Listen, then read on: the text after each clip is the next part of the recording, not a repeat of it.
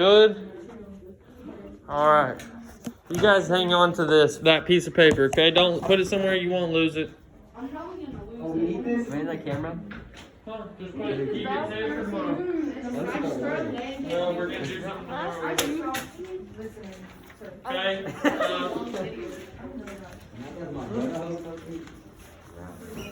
Alright. No, I'm good. I'm like a stomach vanilla. I don't do it. Books It's not called books, it's called manga. Yeah. I watch anime. I don't know what's my favorite anime. It's called Hentai. That's not even. Shut up! Hey, Augie. Don't say shut up. Shut up. You shut up.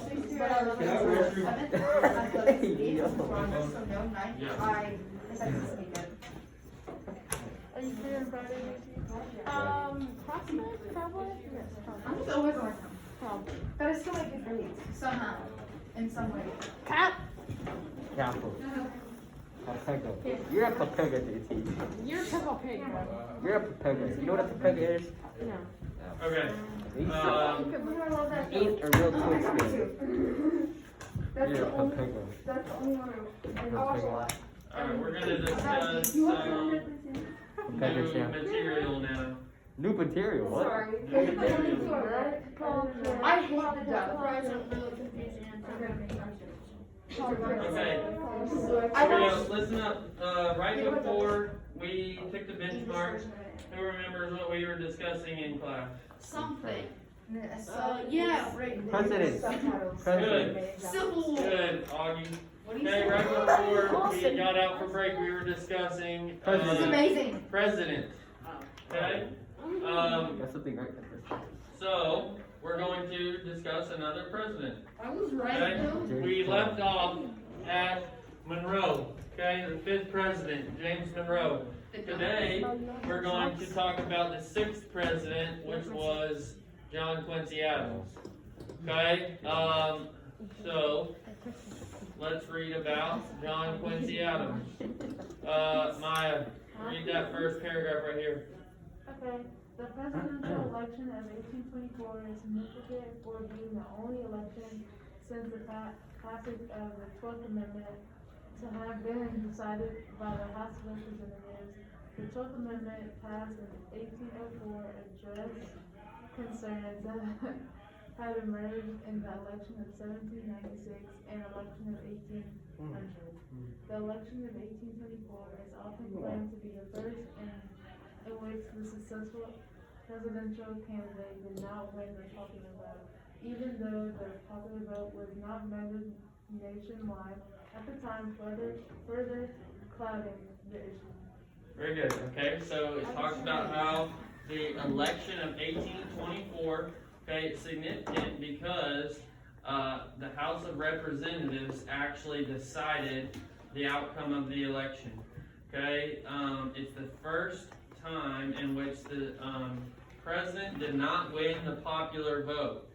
Okay, so John Quincy Adams, he did not win the popular vote, but he wins the election. Okay, and we're going to discuss how that happened here as we continue reading. Okay, next paragraph, Augie. Can't read. I can't read. Hurry up and read, Augustine. I don't know how to read. Yes, you do. Can you put on my Augie, you're up close. Read. Go. Do I have to? Yep, Oh, the top one? yep, the election Oh my featured. The election featured 5 candidates. Oh. Stop. Olive Wellbrand as Democrat. Hey, can you speak up? Come on. Democratic Republicans, the governors having each to have a national. Oh my God. You're good. Keep going. Political presidents. The crowded field included John Quincy Adams, the son of the second president, John Adams. Quincy Adams, representing the New England, had separated with the Federalists in the early 1800s. 1800s and served on various diplomatic. diplomatic missions, including the assignment to secure peace with Great Britain. Very good. Okay. So in this election of 1824, we have, we don't have two political parties like we did today. Well, today we have Democrats and Republicans, okay? In this election, every single candidate ran on the same platform. They all ran on the same party, and that was the Democratic Republican Party. Okay, so the other party was the Federalist Party, and the Federalist Party did not have a national presence, which meant that they weren't popular across the whole country. So all the candidates ran for the same party. It'd be like if today all the candidates ran as Democrats or all the candidates ran as Republicans. Okay, there was not two parties, just one. So in that crowded field, it says it included John Quincy Adams. Okay, then we're going to talk about who the other candidates were. So John Quincy Adams is one candidate. We know he wins. But who did he run against? Okay, let's read it, Austin. Do I have to? It's really short. A second candidate. You got a short paragraph. You got it. You can read, you're up. Bro, it's close. literally three in one Okay. sentence of a line. I'll Go. read. Go. I'll read. I can see. Okay, Braden. Maya, you got the next one. Go, Can you Braden. move the mouse? The second candidate, John C. Calhoun from South Carolina, had served as the Secretary of War and represented the slave-holding South. Eventually, he dropped out of the presidential race to run for vice president. Okay, so at the time, it's not like we do today, where you have a president and a vice president that run together. You could run for vice president. So John Calhoun, he just drops out of the presidential race to just run for vice president. Okay? Next paragraph, Maya. Okay. A third candidate, Henry Clay of Kentucky, the Speaker of the House of Representatives, represented the western states. He favored an active federal government committed to the internal improvements and Infrastructure. infrastructure in order to strengthen national economic development and settlement of the West. Okay, so Henry Clay was running for president. He was the Speaker of the House and favored an active federal government. What's a federal government? We talked about it in class. What's a federal government? Isn't he like right behind the government? The whole government? So what'd you say, Noah? Isn't he right behind the government? The Or whole. is that, what is that called? The opposite of federal government would be state government. What's the federal government? The one where the president is in it. Okay, Yeah. the federal government's the national government. Okay, the country's government, the federal government. Okay, next paragraph. Cameron. They have to. Yep. Okay. William H. And Crawford. Austin has to read. Go, Cameron. I'll read. William H. Crawford, a slaveholder from Georgia, suffered a stroke in 1823 that left him more or less, Incapacitated. but he continued his campaign with the support of the York machine led by Martin Van You're something. okay. Next paragraph. I'll read. Okay, go. Okay. Andrew Jackson. Wait, I read it. Right? Yep. Andrew Jackson, a celebrated hero of New Orleans, rounded out the field. Jackson was popular for his military victories in the War of 1812 and in war against the Creed in 1813, and the campaigns against, how do you say that? Against the Choctaws, Choctaws, Cherokee, Cherokees, and Chickasaw. and his conduct of the first how do you say that one? Seminole War in Florida. He had been elected to the Senate in 1823, and his popularity soared as a pro-Jackson newspaper how do you say that? Promoted. The narrative of his courageous exploits. Very good. Okay, so another big candidate is Andrew Jackson. Okay, Andrew Jackson. He is another candidate for the presidential election, and he's popular because of his victory during the War of 1812 in which battle? In, 1820. Hero of The Creek Hero of New Orleans, okay? He won the Battle of New Orleans in the War of 1812. Who remembers a fun fact about the Battle of New Orleans? Anyone remember from the War of 1812 what happened with the Battle of New Orleans? Okay, so the Battle of New Orleans, it was actually fought after they had already signed the peace treaty with Britain to get peace for the War of 1812. Then why'd they fight the thing? Okay, Because so- they're dumb. They No. don't know. So they fought the Battle of New Orleans because back then word didn't travel as fast as it does today. You couldn't just put out on social media or send a text or make a phone call, hey, the War of 1812 is over. So they had to send word by ship and then by horse to get all the way across the world to let everybody know the war was over. So even though they'd already signed the peace treaty, word hadn't got around to them yet that there had been peace.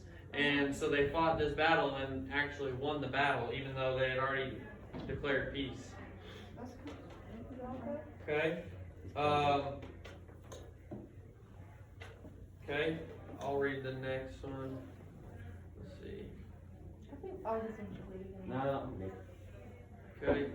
The election was as much a match of favorite sons as it was a struggle over policy. In general, the candidates were favored by different sections of the country, with Adams strong in the northeast, Jackson in the south, west and mid-Atlantic, and Clay in parts of the west, and Crawford in parts of the east. So it's saying that it was very much a battle of sections, right? The section that the candidate was from, like if you ran and you're from Texas, okay, you're probably going to get support from Texas, right? If you're running for president, you're from Texas, Texas is probably going to vote for you. Okay, so that's what was happening here. The people that were, so it says Adams, he was from the northeast, okay? So that's like Massachusetts area. So a lot of the people in Massachusetts and the 13 colonies back then were voting for Adams. Andrew Jackson, he's from the south, so he's going to get a lot of votes from the south. So it had to do with a lot of where you were from, the votes that you were getting. With tens of thousands of new voters in the United States, the older system of having members of Congress assemble congressional caucuses to determine who would run was no longer tenable. It became clear that voters had regional interests for the first time. The popular vote had significant implications in a presidential election. Electors were chosen by popular vote in 18 states, where the 6 remaining states employed the older system in which state legislatures selected electors. So it was saying like, this is really one of the really first close presidential elections. Before this, a lot of the people, the elections had been decided in, they were big wins for people, and they weren't that close. This one, they knew was going to be close. Okay? Says, let's see. Results. Oh, we already got that one. So the Electoral College, however, was another matter. Of the 261 electoral votes, Jackson needed 131 or more to win, but only secured 99. Adams won 84, Crawford 41, and Clay 37. Meanwhile, John C. Calhoun secured a total of 182 electoral votes and won the vice presidency in what was an uncompetitive race. So, you have to have, Cameron, put your phone away. You have to have a majority of the electoral college in order to win the election. Okay, that's the way it was then, that's the way it is now. Okay, in order to win the election, you have to have a majority of the electoral college votes. So to have that majority, you needed 131 to win. Okay, who was the closest? No. Who was the closest? 131. 131 would win you the election. So who was the closest to getting that? They're all over it. Oh no. No one's, yeah, they're all under it. Oh, Adams? Jackson. Jackson. What? Andrew Jackson had 99. He Where's got that? 99. It's the one. Oh, I see that. Okay. So as far as the electoral college, Andrew Jackson was the closest to winning the election. Okay.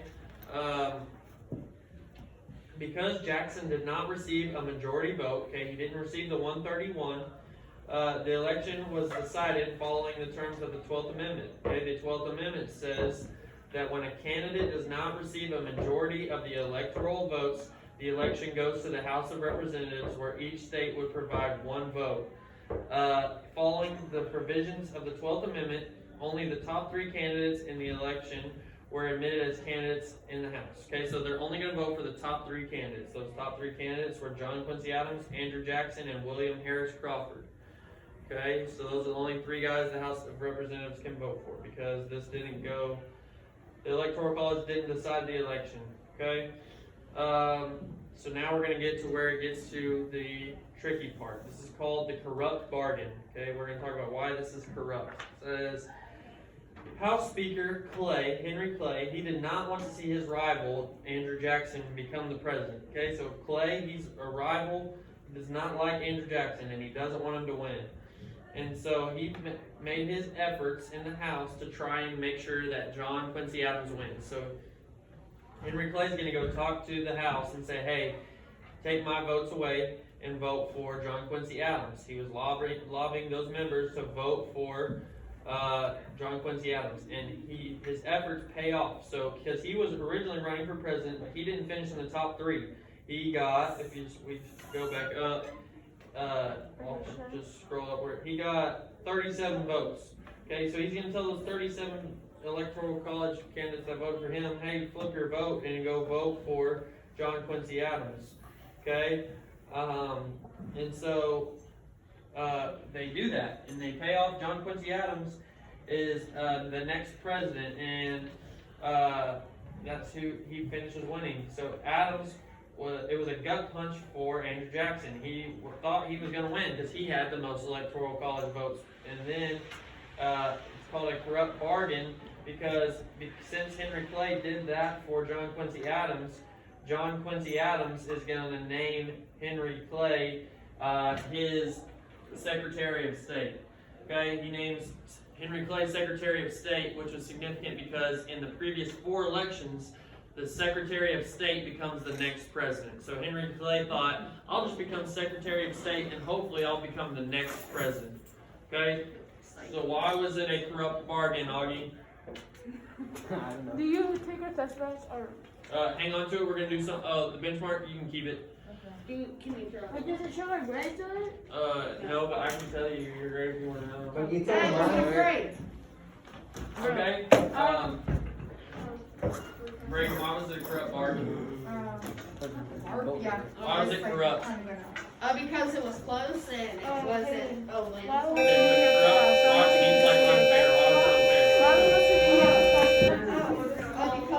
Because both the first one didn't finish. Yes. Henry Clay? Yeah, then I was like, hey, you should like vote for him. Yep.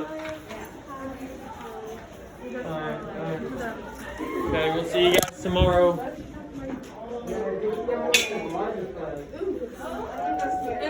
What's up, Henry?